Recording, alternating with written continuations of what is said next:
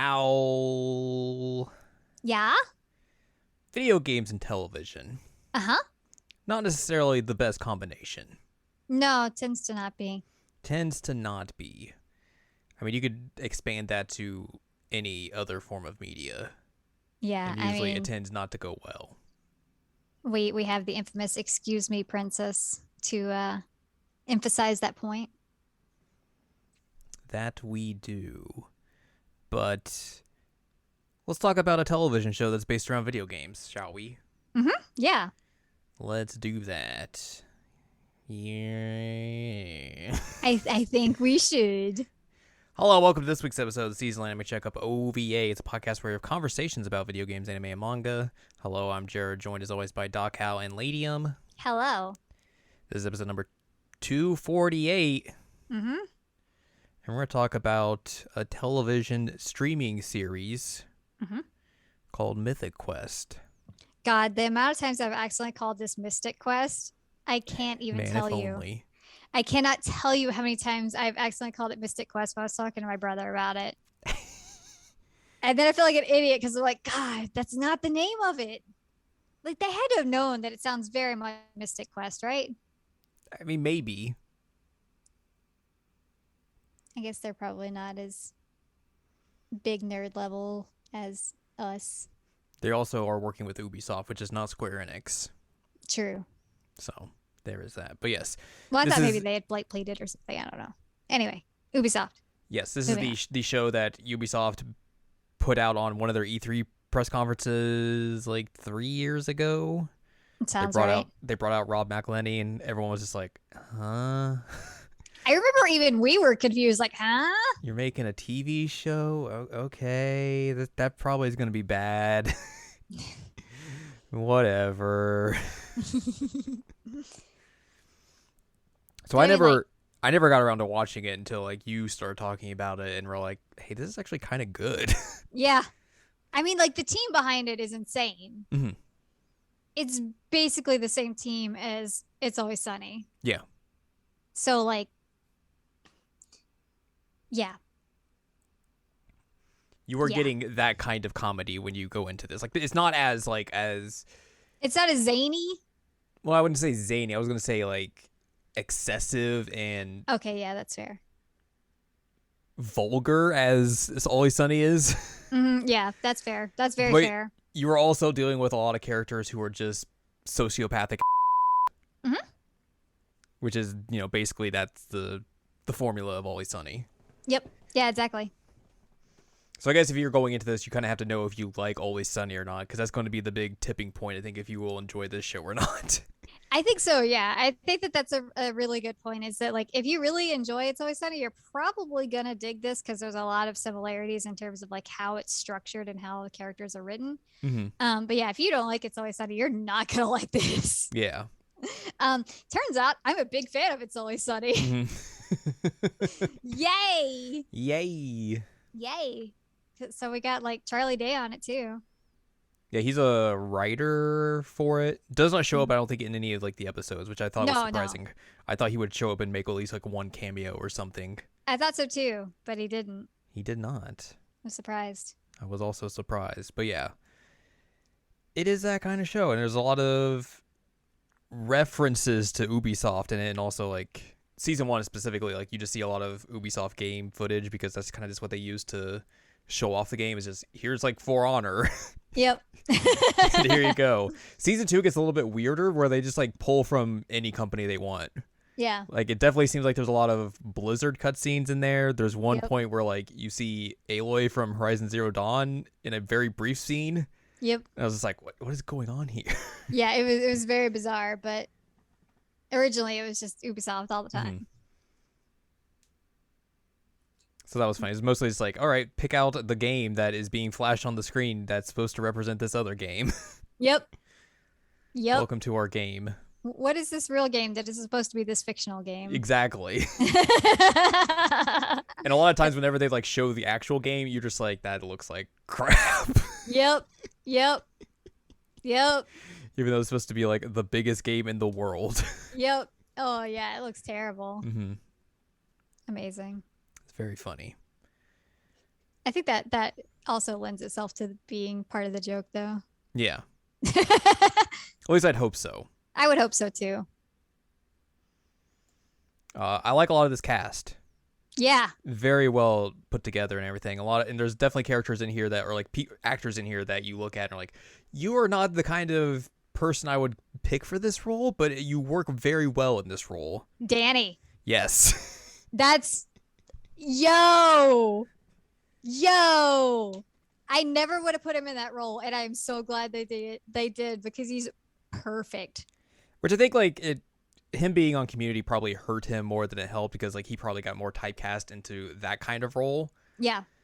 Going forward, but like this is just the complete opposite of like just the nerdy role that he had been in that show, where he's just a complete in this he's show. A complete like capitalist. Mm-hmm. And then like the guy who plays Cricket. Mm-hmm. And It's Always Sunny. Yes. Like he plays a completely different type of role. And I'm like, I didn't recognize him at first, but he's also just he's fantastic. A little more cleaned up in this show than in Always Sunny. A little bit. And then like Ashley Birch is in it, which took me a second to recognize her. I was like, wait a minute, I know that person. Yeah. And then I finally put together. I was like, that's Ashley Birch. Mm-hmm. Cool. Yeah, you've got some people here that I was like, oh hey, I didn't expect you to be in that kind of role, but you're doing a great job. Keep at it. Danny is definitely like the key one there, though. Absolutely. He killed it. It's the one you're just like, what is happening? Yeah. Oh man, it's really funny. Should we talk about like a little bit of backstory on this? Like the fact like when it came out and all that jazz, and like sure. the like quarantine stuff? Yeah, so the first season launched just before everything went bad. It launched on Apple TV Plus on February 7, 2020. They did 2 specials in between season 1 and season 2. There was a special on May 22nd, 2020 and on April 16th, 2021. And then the second season aired on May 7th, 2021 and finished up in June of 2021. Mm-hmm. Yeah, the quarantine one was actually really interesting because it was like you said, May. So it was kind of when we were in the height of everything being shut down. And it is very, very well done. And I think that it's going to be a very interesting piece of media to look at in the future. Yeah, that was one of the things we talked about after like I'd watched it, was like, this is very much a time and place kind of piece of media. Yeah. Because like if you look at this like 10 years after the fact, like it's going to like obviously probably harbor up a bunch of memories of this, but also it's going to feel so weird that like this was a thing. It's going to be so weird. I guess it depends on what the world looks like in 10 years, but you know. Right. That makes sense. It's just one of those things you're going to like, this is a very much in the moment kind of episode that, you know, you can't really do if you're not divorced, or if you're divorced from it. Right. Which like the Wikipedia article says like they shot and edited that whole episode in 3 weeks. Like, wow, really? While all of it, everything was happening. So it makes sense why it feels like so real and raw, because like it's just like in the first couple of months of that. So like this is the beginning, everyone's still trying to figure things out, and like you really get a feel of like the characters trying to figure everything out as well. And even like in season 2 we have like CW running around like basically on an iPad all the time, because one, they didn't want to endanger the actor himself. But 2, like, can you imagine like in 50 years if somebody were to watch that episode, they'd be like, what is happening? Why is he just rolling around? Like, what is this? It is worth reporting though that I guess like they did all that to keep CW's actor alive, more safe and alive, but also apparently like a lot of crew members caught COVID when filming, which is like, oof. Yeah, yikes. Oh boy. Big Oofa yikes. Doofa. It is worth mentioning that, yes. Yes. So I'm glad that they didn't have him on set, because that could have been bad. Very much so. And I think Rob even said, like, I don't want to be known as the guy who killed him. Mm-hmm. Which, you know, fair, but also yikes. Yeah. But yeah, like that quarantine episode is probably the best episode out of all of the episodes in this show, just because like it's the most real episode you could make given the situation that people were in at the time. Hmm. Yeah, it was a really cool episode to watch, Hmm. and especially like I watched it right around when it first came out, and I was like, whoa. Yeah. Because I had like binge watched the first season like all in May, and then I watched that one. I was like, oh, okay, all right. It was it was a good way to make everything feel a little bit more normal, even though it was very clearly not normal. Right. It's like, all right, cool. We're incorporating this and doing all kinds of weird shenanigans with comedy now. I'm into it. Like the scene at the end with like Ian and Poppy, Hmm. where like he comes and visits her because she's like so like having an emotional breakdown because of everything Yeah. is like just incredibly well done. Yeah. Yeah. No, I completely agree. And that's something else that is worth mentioning is that like the actress who plays Poppy is like insanely good. Mm-hmm. Insanely good. What's her name? What's her name? Charlotte Nickdow? Is that how you pronounce it? Sure. Okay. She's really, really good. But Yes. yeah, you're right. Like that entire thing is just like insanely well done. And also kind of like every once in a while in It's Always Sunny, you get like a real moment that you're like, oh, okay, wow. And this was kind of that moment for the show too. Mm-hmm. There were a couple moments in season one that had that, but like this one was like, oh, okay, wow. Like this is not entirely just like ha ha ha funny comedy. And I think just given the time period, like you can't just do that. No, you can't. It like it would have been one disingenuous. Mm-hmm. Um, but two, like how do you like ignore that period? Right. I don't know. And it had that fun thing with the Zoom, the with the I forget what it was. A ball Oh, or they did like a what do they call those? like the like it's not Ruberg machine, is it? Yes. Is it Ruberg? Rude Goldberg machine. Right? There we go. Yeah. Where they did like Yeah, everyone doing like their own little part through the Zoom meeting and everything. Like that was fun. that was fun. I like that a lot.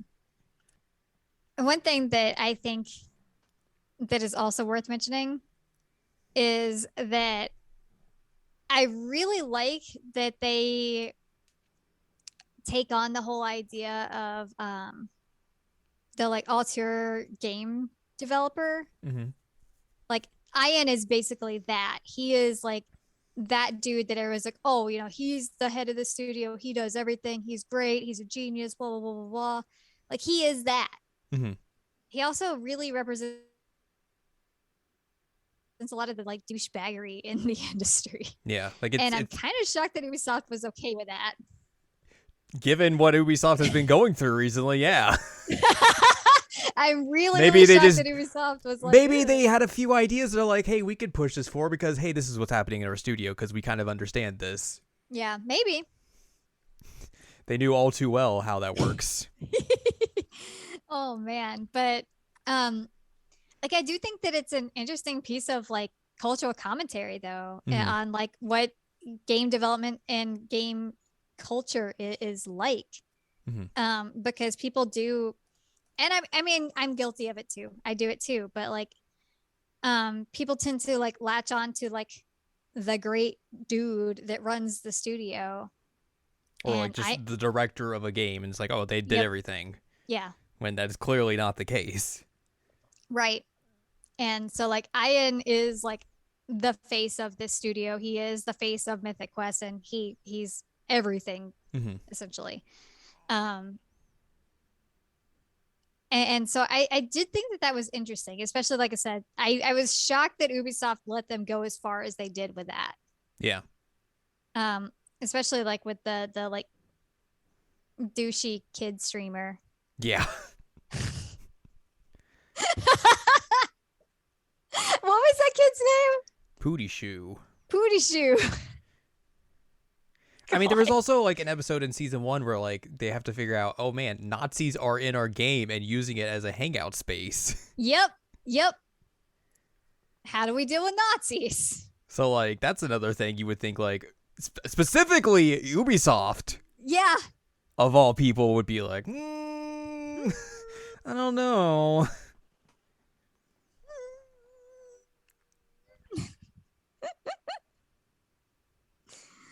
Oh man, the Nazi episode. Maybe it's one of those things where getting the Always Sunny team is a good thing because you can just be like, they'll just be like, dude, we don't give a. Yeah, no, I think that that's true. That like, I think that you couldn't have done something like this with a different kind of team. Mm-hmm. I mean, you could have, but I think that this was the best team for it. Right. Because they obviously like gave a and wanted to like say something with this, and not just be like I said, haha, funny comedy. Like they were making some interesting observations and points with this show. Mm-hmm. I forgot all about the Nazi episode though. That was a thing. It was really, really good. Here, have your own. Ooh, thunder. Have your own Nazi server. Have fun. Stay in there in your own little bubble. Oh God. But yeah, I was very, very shocked that Ubisoft let them go as far as they did. Mm-hmm.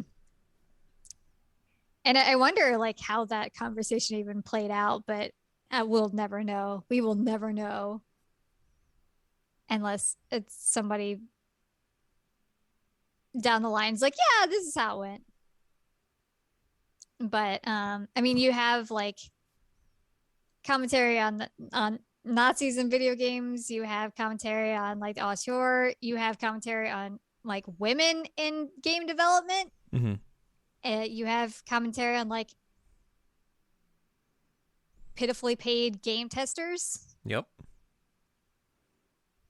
You have some on like insane monetization of games. Mm-hmm. Like you've got some really good stuff in this. Like I've mentioned it to you before. There are some jokes that really do not land. Yeah. They really don't land. I think especially in season 1. Yeah. Yeah. More so than I think in season 2. I think season 2 is a lot more tighter. Mm-hmm. And especially because like they're able to explore characters more so in that than in season 1. Because there's definitely parts of season 1 where I was just kind of like, I mean, this is okay. Mm-hmm. It's funny here and there, but it's mostly okay. But I think once you get like near the end and like get through like the specials and everything, that's when the show really starts to pick up. I did really like the one episode in the middle, the A Dark Quiet Death. Mm-hmm. That one was really, really out of nowhere, and I was really wanting to see like where is this going to come up? Like what is this going to? This has to be something. Mm-hmm. And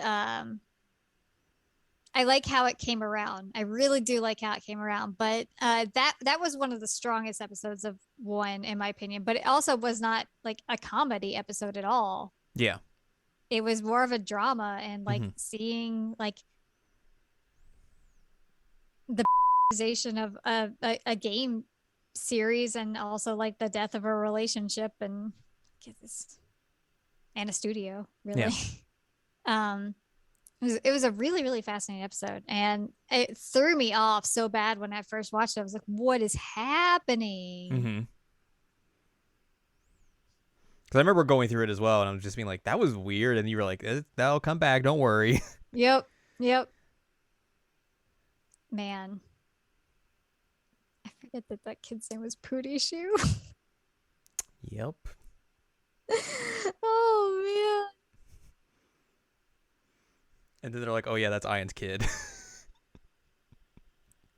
Which at the end, you're just like, what? All right, sure. Yep. Yeah, that whole thing. I was like, oh man, what? Because they're just like a complete butthole to this kid, and he's a butthole back. But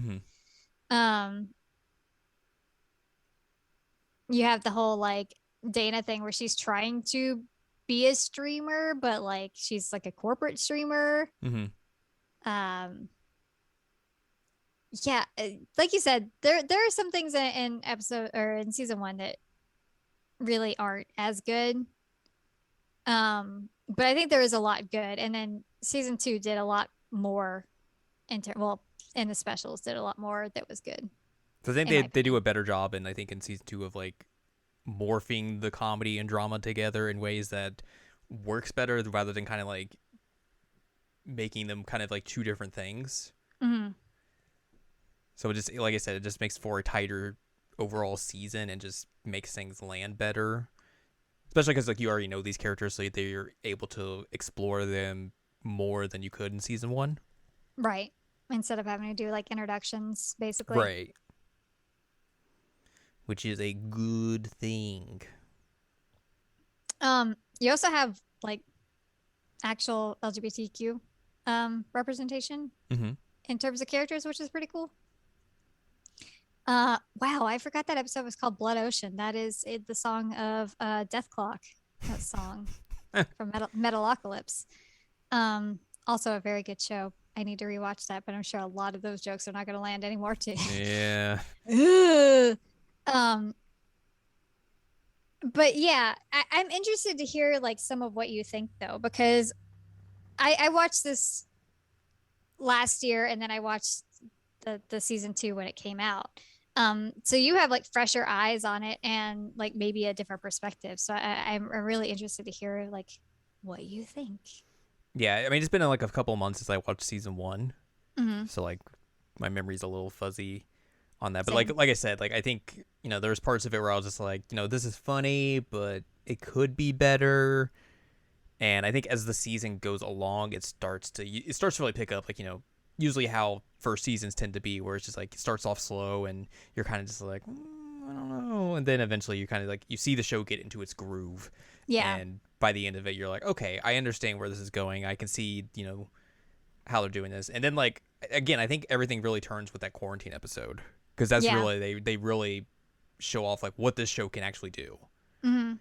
And that I think is just like the catalyst for how they really transform the show into what you see in season two and onward. Mm-hmm. So I binged through season two like in 2 days because I forgot Wow. this was only 9 episodes, and I got to the end last night and I was like, wait, why isn't it popping over to the next episode? Oh, that was it. Oh, okay, Whoops. interesting. Um, so yeah, like I thought season two was a lot better overall. I thought the idea of like putting Ian and Poppy together as like a team and then immediately being like, all right, well, they are not working as a team and everything was Yeah. an interesting idea. And also just like the way Poppy starts turning into Ian Yep.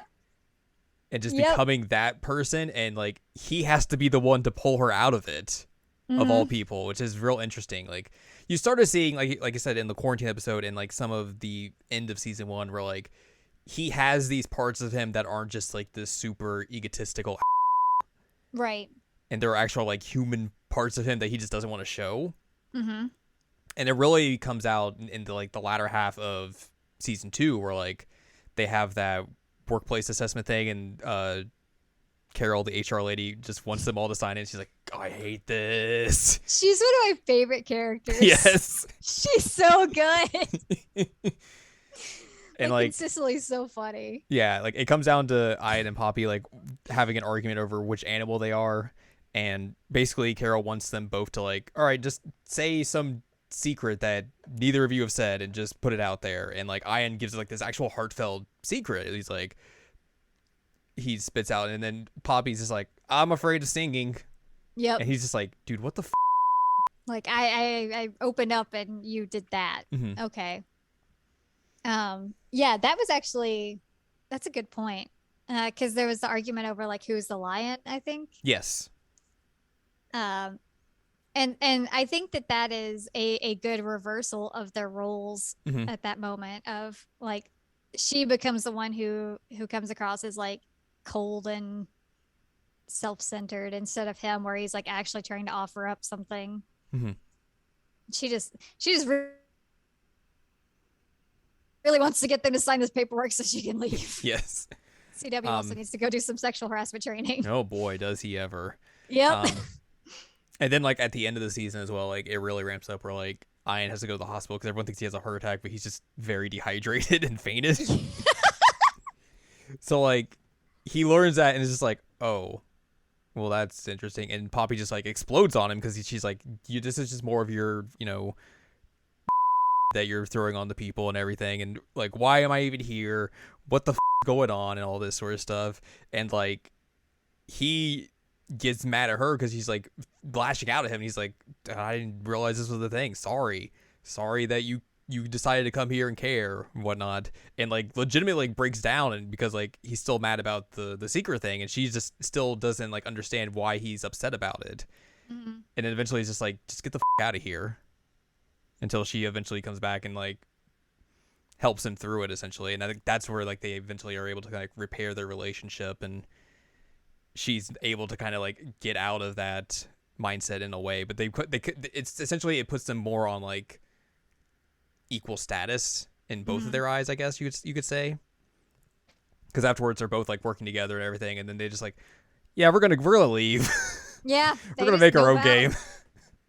See you later. Like, yeah, Mythic Quest is done. We just gotta go do something else now. Yeah, which I thought was interesting as well, that like it's CW of all people who's like, yeah, you guys finished the story. It's done. Yeah, you can't do anything else. That's why you haven't been doing anything. It's over. And they're like, oh, okay. Man, speaking of CW, the backstory episode, and then like the follow up to that, that was really interesting because CW has been kind of an odd character throughout. Yes. So like getting more on what the heck CW's deal is was really, really good. And I think I forget the guy who played him, because he was like Big Head in shoot, what is that show called about Silicon Valley? Thank you. I'm terrible with names. You know, he's Josh Brenner. Okay. He did a great job in pulling off that like haughty, like I'm so full of myself, I'm the greatest in the world, like type of character. And I'm sure that you ran into like a million of those types of dudes since you were like an English major. I'm sure you did. Yeah. But I was glad that we actually like got some kind of like substance out of CW besides just like being a weird perv. And the reveal is that like he's a artist. Yeah. Like the whole thing has just been the whole time. Yeah. I was like, of course that's how it goes. Which also explains like why CW's been having such a hard time making things work. But yep.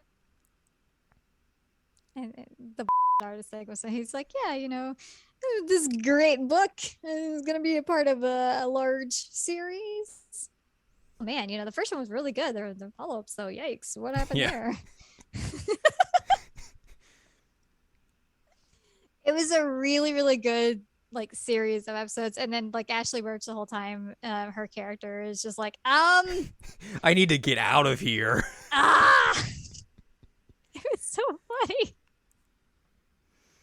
Yeah, like the episode where him and Peter reconnect, quote unquote. I thought was also in a drawer. Really good, just because like he has like all these pent up emotions and everything, and just like they're both like lashing out at each other, and eventually they're able to kind of come to differences and be like, look, we're old.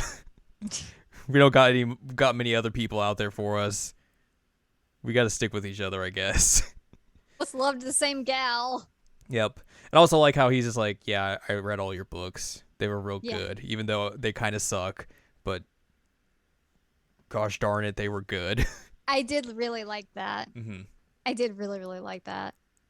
It was cute. In the desk, though, not so cute. Not as cute. No. Not as cute. Not how you foster a friendship. Also, I did like how he brings up at the beginning of the episode that like, oh, don't bring up the video game because the literary types look down upon that, which like not untrue. Not untrue. But that was the whole thing that like brought him back out of like, you know, him passing out and brought the two of them together was like AE was like had bought that game and was like, oh, a friend of mine worked on this and he said he was going to do this like some 40 years ago, Mm-hmm. which I thought was cool. Yeah. I also like that it showed like how Ian had like found him at like Yeah. a Ren fair Mhm. selling like turkey legs, I think. Yeah. Um and he's like, "Oh man, like you got to come work with me." I was like, "Yay!" That was cute. Like the way the actor even like just does the whole thing when like Ian's like, hey, have you ever thought about writing for a video game? And you can see like the eyes like sparkle essentially. Yeah, he really really killed it in Mhm. terms of like really coming back to life at that point. Yeah. It was awesome. Good job, actor. I forget your name. Names are hard. Names are hard. Never have a name. I will forget it. We also like have to talk about Brad in season 2. Oh my god. Like we have no choice but to talk about Brad in season 2 because this is really where he shines. Yes. Like, oh my god. Also, like anybody named Brad tends to be an ass. That's a given. If I meet somebody named Brad, I'm like, you probably suck. So when he was named Brad, I'm like, sus. But season 2 Brad, like even starting with the like Everlight special, like God, they just really really ran with that character and did such a good job. Yep. Like when they're just becoming like this super villain trying to end like the parties, and then like Joe basically like becoming his underling. Yeah. It was amazing. He was just such a butt the whole time, and I loved it. I love how he was trying to get them to do a battle royale and then like just kept sneaking in and like he's like says hi to Poppy, just like has a mug that just says battle royale on it. She's like, he just got that made, didn't he? What a And him like trying to get David a girlfriend Yep. with the dating sim. Yep. Oh man. So funny. The best part is like when his brother shows up and he's the one that's like freaking out, like, oh man, this guy, I gotta get away from him. And everyone else is like, oh, he's so nice and everything. So like immediately you're like thinking, if Brad thinks he's bad, something's gotta be up with this guy. Yeah. And then it turns out he's even more of an Even worse. just like, Man. what is happening? Is crazy. And then like Joe is about to like go down for like insider trading at Mhm. one point. And he reports himself to the FBI to get arrested because he wants to improve his street cred. And like they come in, they're like, "We just want to talk to you. We're not arresting you." And he's like, No, and Joe's no. like, "Put the sweater on it, make it, and walk out. Have him walk out with you. Make it look like you get arrested." And he's like, "Yes." He looks so pleased with himself as he's Yes. walking out. It's so good. And then he goes to the elevator and just flips off everyone.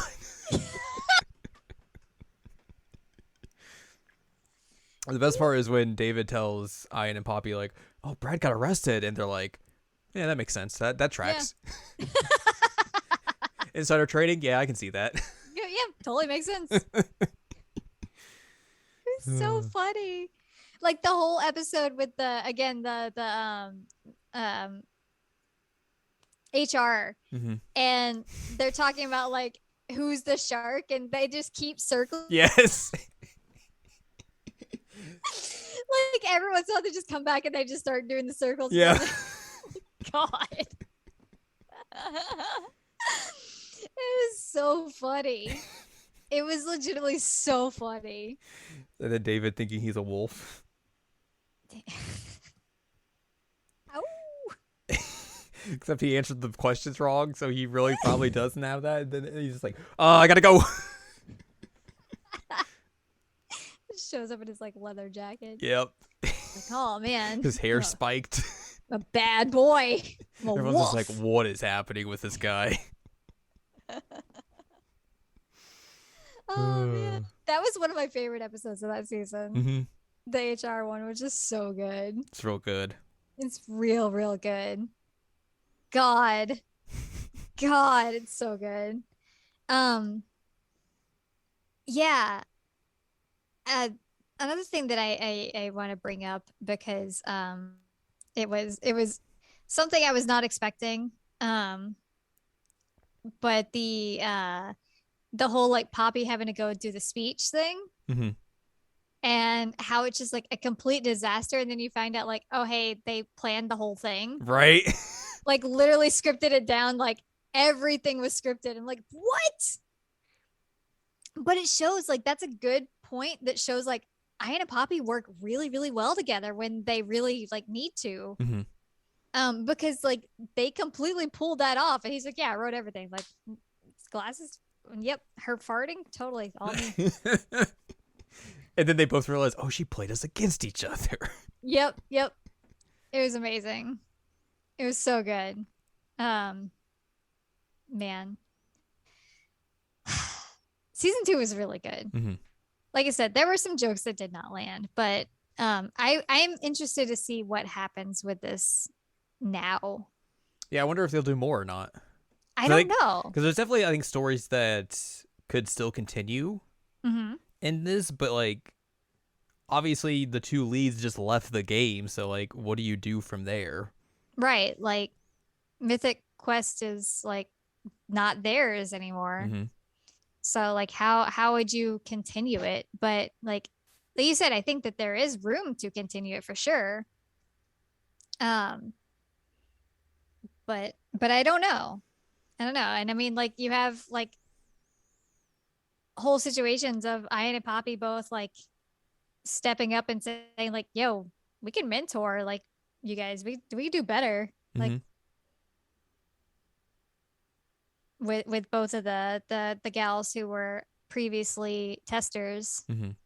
Like the one comes in with the terrible goat game, and like yeah, like we can help you go to school, like get better at this. And like Ian has the one moment with the stick shift that he's like, you're literally in a car with me. You have every opportunity to like pitch ideas and talk to me about what you want to do. What do you want to do? Like Mm-hmm. this is your shot. Which man, that whole stick shifting was really, It's really very funny. funny. Stick shifts are very hard. I know how to drive one technically, but I would never choose to do it. But yeah, I just love the shot of like he's like all ready to go, and then he looks down at the stick shift, and is just like, oh no. yep, yep. So good. It's real I good. would also do that though. I'd be like, no, Mm-hmm. not a stick shift. They're just not for me. Not for me. It gives me too much anxiety. Maybe it gives him too much anxiety too. Shrug shoulders. Shrug shoulders. But yeah, I don't know. Like, can you continue it? Yeah, that's what I was thinking. Because they've kind of like put themselves in a situation that it would be kind of hard to do that. Mm-hmm. But I mean, I would be fine with seeing more if it's like done in a way that makes sense. But Yeah, I'm also fine with this being the ending. yeah, I completely agree. Like, I think I would like to see more of these characters and the stories that these characters could tell, but like they do a good enough job of like wrapping up their stories, or, like Mhm. specifically like just like the way of the story of this game essentially, Yeah. to where like if this was it, I would be completely okay with it because I think we got to a good point in the story to where you can wrap it up. And then like in the Mexican restaurant with napkins playing a game. Which I wasn't surprised that like that was going to be their end goal because like the way they talked about that like the beginning of the episode of like they want to use Poppy's idea, but like he's like, yeah, we can't do that because of the way the game's currently built. Like just our infrastructure isn't suited for that. So I was thinking like, Mhm. oh, either they're going to make a sequel or they'll just make a new game Mm-hmm. and just utilize those ideas and do that. So like when they do that, they have that Mexican restaurant part at the very end, and they're like, all right, we're gonna make this new game. What do you want to do? And she's like, oh, I want to do this, and this. And he's like, we're gonna make your game. She's like, what? We're gonna make your idea. We can't do it on the other stuff because our infrastructure is bad and it's old. But if we start from scratch, we can totally do it. And it's like, there you go. And Yep. like, it's further proof of like, how like just the way those characters have evolved. That like Ian's the one who's like, I'm letting you take charge here. Like, this is your Yeah. project. Like, I will help you out, of course, but like, this is yours. Which I thought was real good as well. Yeah. Which early Ian would not have done. No. Nope. Nope.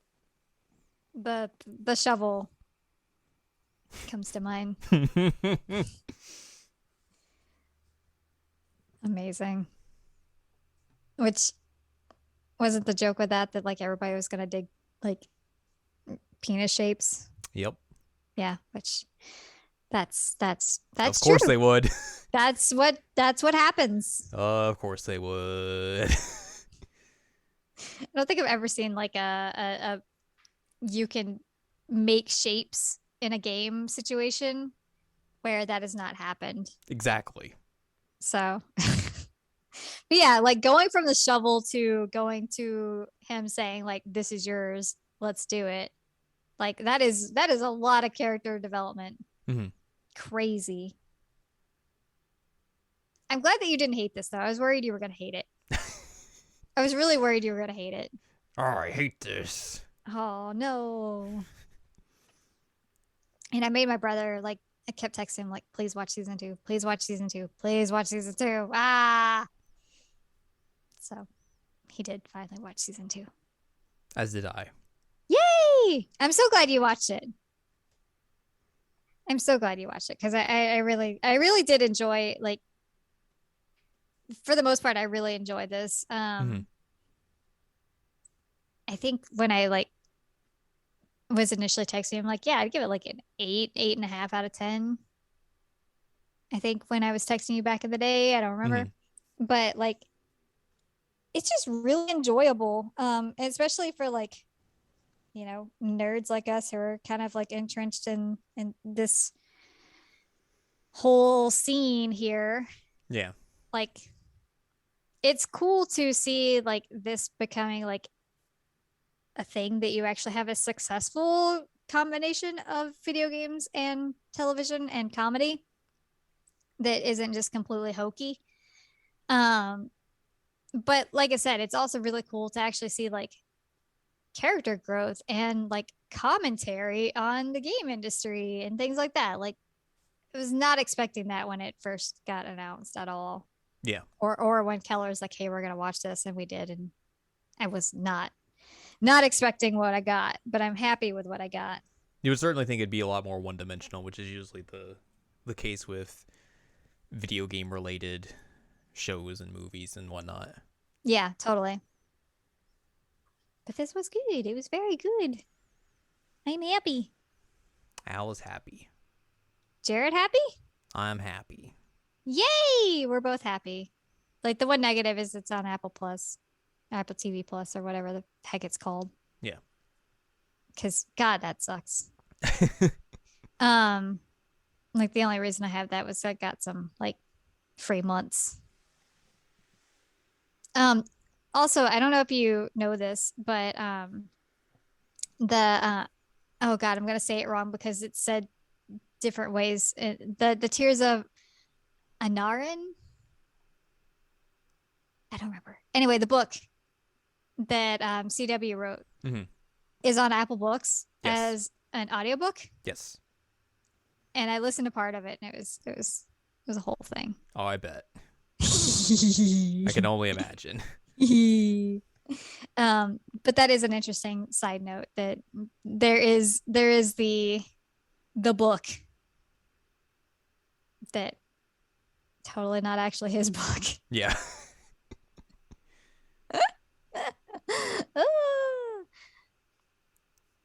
So is there anything else that we should mention about this? Did I miss anything? I don't think so. It could. It could. Still surprised Charlie Day didn't show up. Yeah. Me as well. But yeah. Really, really good. Really, really, really good. Yep. And it made me really want round glasses, but I can't get round glasses. Oh, boo. Because Poppy looks really cute with her round glasses. Give Owl round glasses. I looked for some and I just can't find any that actually like fit my dang old head. Heck. Heck. This is what happens when you have a kid-sized head. When your dome is tiny. Just enable big head mode. God, can you imagine me with big head mode? That'd be weird. It'd be very weird. Oh man. But yeah, I did really want round glasses. I was like, Bobby looks so cute with her round glasses. But I couldn't find any. I really did try. Heck. Heck. Heck. Heck and heck. Well, that's going to do it for us then. Mm-hmm.